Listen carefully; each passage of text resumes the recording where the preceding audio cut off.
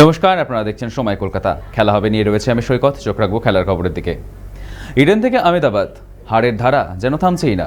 শুভমান গিলের অনবদ্য ইনিংসের সামনে দাঁড়াতেই পারল না নাইটরা, কাটল না শনির দশাও।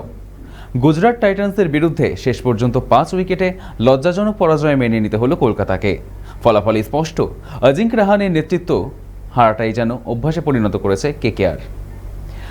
আইপিএলের পয়েন্ট টেবিলে সবার শেষ আসনটি যদি কারোর প্রাপ্য হয়, সেটা একমাত্র কেকেআরের।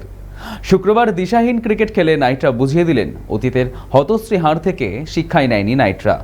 বোলিং, ব্যাটিং এবং অধিনায়কত্ব 3 বিভাগেই আইপিএলের বাকি দলগুলোর তুলনায় পিছিয়ে রয়েছে কলকাতা নাইট রাইডার্স। মরশুমের শুরু থেকেই ধারাবাহিকতা নেই দলের পারফরমেন্সে। ইতিমধ্যেই 4 ম্যাচে হারের মুখ দেখেছিল নাইটরা। শুক্রবার সেই ব্যর্থতার তালিকায় আরও একটি ম্যাচ যোগ হলো। গুজরাট টাইটান্সের বিরুদ্ধে লজ্জাজনক পরাজয় উপহার পেল কেকেআর। গুজরাট টাইটান্সের বিরুদ্ধে নাইটদের রান দাঁড়ালো 180। তবে এই রানটা যে যথেষ্ট নয় তা বোঝাই গেল।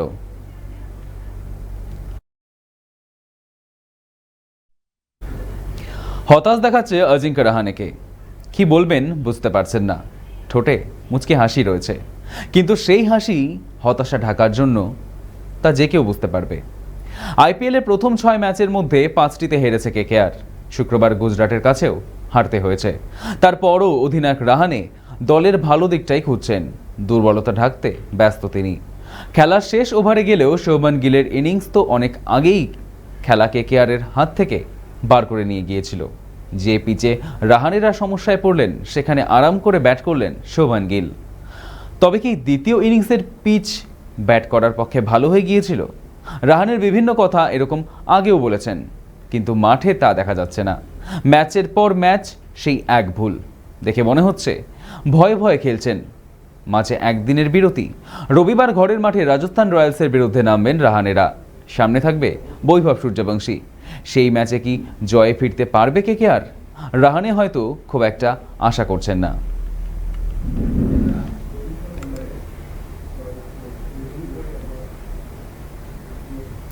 টানা হারে চাপের মুখে পড়েছে মুম্বাই ইন্ডিয়ান্স। পাঞ্জাব কিংসের বিরুদ্ধে 7 উইকেটের হারের পর দলের পারফরমেন্স নিয়ে মুখ খুললেন প্রধান কোচ মাহেলা জয়বর্ধন। তিনি স্পষ্ট জানিয়ে দিলেন, দলের খারাপ ফলাফলের দায় কোনো এক ব্যক্তির ওপর নয়, বরং গোটা দল এবং ম্যানেজমেন্টের ওপর। এই পরিস্থিতিতে অনেকেই বলছেন মুম্বাইয়ের জন্য অক্সিজেন এনে দিতে পারবেন একমাত্র রোহিত শর্মা, যিনি চোটের কারণে আপাতত খেলতে পারছেন না। জয় দিয়ে এবারের আইপিএল অভিযান শুরু করেছিল মুম্বাই। এরপর Delhi capitals, Rajasthan royals, royal challengers Bengaluru, Punjab কিংসের বিরুদ্ধে হারতে হয়েছে হার্দিক পান্ডিয়ার নেতৃত্বাধীন দলকে। আরসিবি ম্যাচে হ্যামস্ট্রিং সমস্যায় পড়ে পাঞ্জাবের বিরুদ্ধে খেলতে পারেননি রোহিত। তবে চিন্তার কিছু নেই বলেই জানালেন কোচ। হ্যামস্ট্রিংয়ের চোটে রোহিত পুরো ব্যাট করতে পারেননি। 5.2 ওভারে আচমকায় হ্যামস্ট্রিংয়ের সমস্যা অনুভব করেন।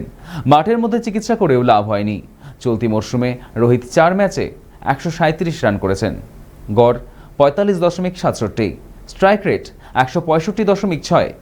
একটি হাফ সেঞ্চুরিও রয়েছে তার ঝুলিতে। তবে তার চোট মুম্বাইয়ের ব্যাটিং লাইন আপে বড় শূন্যতা তৈরি করতে পারে। এই অবস্থায় রোহিত শর্মার মাঠে ফেরা অনিশ্চিতই থেকে গেল।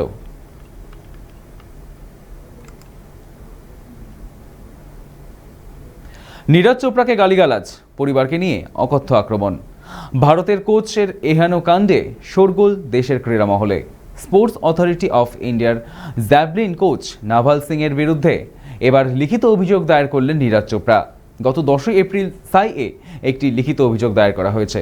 এছাড়া ভারতের প্যারালিম্পিক কমিটির কাছেও বিষয়টি জানানো হয়েছে। নীরজের অভিযোগ, তিনি এবং তার পরিবারকে উদ্দেশ্য করে কুৎসিত আক্রমণ করেছেন নাভাল সিং।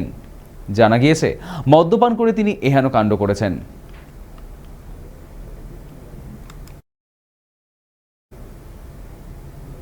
অবশেষে বহু কাঙ্ক্ষিত পয়েন্ট এলো মোহামেডান স্পোর্টিংয়ের ঘরে। টানা 7 ম্যাচে হেরে ওড়িশার এফসির বিরুদ্ধে নেমেছিলেন মেহরাজউদ্দিন ওরাও ছেলেরা। এমন একটা ম্যাচে পিছিয়ে পড়েও উজ্জীবিত ফুটবল উপহার দিলেন আদিসান সিং, হীরামণ্ডলরা। খেলার ফলাফল 1-1 পয়েন্ট। গত ম্যাচে ইন্টারকাশির বিরুদ্ধে 1-0 গোলে হেরে গিয়েছিল মোহামেডান। এই ম্যাচে ছিল সাদা কালো ব্রিগেডের সামনে ঘুরে দাঁড়ানোর লড়াই। 70 মিনিটে সুযোগ এসে গিয়েছিল মোহামেডানের সামনে। আদিসান সিং এর দূরপাল্লার শট অল্পের জন্য লক্ষ্যভ্রষ্ট হয়। 20 মিনিটে সহজ সুযোগ নষ্ট হয় ওড়িশার। 38 মিনিটে মাঝ মাঠ থেকে অসাধারণ একটা থ্রু বল পেয়ে ওড়িশাকে এগিয়ে দেন ভিপি সোহের। প্রথমার্ধ শেষ হয় উড়িষ্যার পক্ষে 1-0 অবস্থায়। শেষ পর্যন্ত খেলা শেষ হয় 1-1 অবস্থায়। এবারের আইএসএলে প্রথম পয়েন্ট পেলেও টেবিলের তলানিতে রয়েছে মোহামেডান, অর্থাৎ সাদা কালোর সামনে অবমাননের চোখ রাঙানি এখনও প্রবলভাবে।